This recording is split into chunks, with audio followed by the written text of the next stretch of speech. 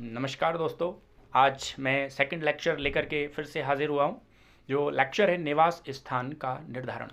और निवास स्थान का निर्धारण करने के लिए मैंने बताया था कि आपको आधारभूत शर्तों में से कोई एक शर्त और अतिरिक्त शर्त एडिशनल कंडीशंस में से दोनों कंडीशंस को फुलफिल करना ज़रूरी है। वो कंडीशन है क्या? तो आज के लेक्चर में मैं कंडीशंस आपको बताने वाला हूँ। तो पहले बात करते हैं आधारभूत शर्तें।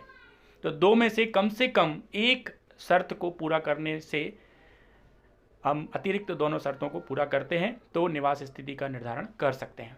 तो आधारभूत शर्तों में से पहली शर्त है गत वर्ष प्रीवियस ईयर में कम से कम 182 दिन 182 डेज भारत में रहा हो। जो करदाता है वो गत वर्ष में कम से कम 182 दिन भारत में रहा हो। गत वर्ष में प्रीवियस ईयर में मतलब 2019-20 में। ये डेज काउंट करते समय भारत में आने और जाने दोनों को भी काउंट करना होता है।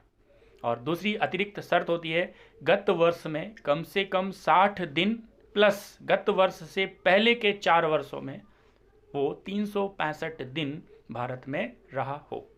दूसरी कंडीशन क्या है? गत वर्ष में कम से कम 60 दिन प्लस गत वर्ष से पूर्व के 4 वर्षों में कम से कम 365 दिन भारत में रहा हो। तो इन अतिरिक्त एडिशनल कंडीशंस पर बात करते हैं। और अतिरिक्त शर्तों के पहले अगर हम आधारभूत शर्तों की बात करें तो कुछ अपवाद भी होते हैं। कुछ विशेष बात आपको याद रखना होगी। वो विशेष बात क्या है कि अगर भारतीय मूल के आप नागरिक हैं और गत वर्ष में भारत से बाहर सेवा कार्य के लिए जाते हैं या विदेश से भारत किसी भी पर्पज़ से किसी भी उद्देश्य के लिए भारत आते हैं तो केवल 182 दिन की शर्त को पूरा करना आवश्यक होगा। उसके लिए दोनों अतिरिक्त शर्तें आधारभूत शर्तें नहीं होगी, पहली ही होगी। अतिरिक्त शर्तों की जब बात करते हैं तो अतिरिक्त शर्तों में दो शर्तें हैं, इनको पूरी करना आवश्यक है, दोनों ही शर्तें। पहली शर्त होती है गत वर्ष के पूर्व के 10 वर्षों में कम से कम 2 वर्ष भारत में निवासी रहा हो जो करदाता है। और दूसरी शर्त होती है गत वर्ष से पूर्व के 7 वर्षों में करदाता कम से कम 730 दिन भारत में रहा हो, 730 डेज। तब कहीं जाकर के निवास स्थिति का निर्धारण हो सकता है। तो जैसे पहले ही बता चुके हैं कि यार अतिरिक्त शर्तों में से कोई एक शर्त पूरी आप करते हैं तो आप कहलाते हैं निवासी। अब निवासी में भी साधारण निवासी और असाधारण निवासी, तो अगर एडिशनल कंडीशन दोनों पूरी कर लेते हैं तो आप कहलाते हैं साधारण निवासी। तो अतिरिक्त शर्तें दोनों पूरी करना अति आवश्यक होता है। अगर आप अतिरिक्त शर्तों में से कोई एक शर्त पूरी करते हैं तो असाधारण निवासी कहे जाएंगे, और अगर आधारभूत शर्त भी पूरी नहीं करते हैं तो आप अनिवासी हो जाते हैं। टैक्स लायबिलिटीज़ की जब बात आती है कर दायित्व, तो एक निवास स्थिति का निर्धारण करने के बाद कर दायित्व कैसे होगा या टैक्स किसको देना होगा, कौन सी इनकम होगी जिस पर टैक्स देना होगा, उसके लिए एक आपको चार्ट याद रखना है। चार्ट में 5 प्रकार की इनकम को बताया गया है।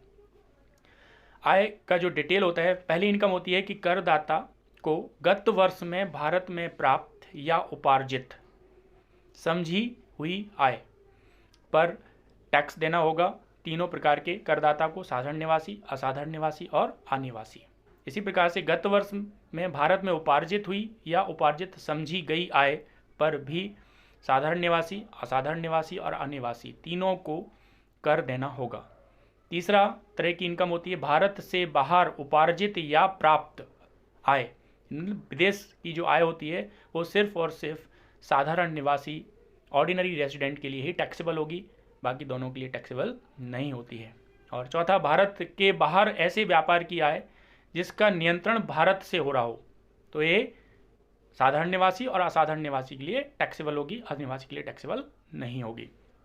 और पांचवी इनकम होती है कि गत वर्ष में भारत में लाई गई ऐसी विदेशी आय जो गत वर्ष के पहले पूर्व में कमाई गई है, तो ऐसी आय भारत में टैक्सेबल नहीं होती किसी के लिए भी, चाहे वो साधारण निवासी हो, असाधारण निवासी हो या फिर अनिवासी हो।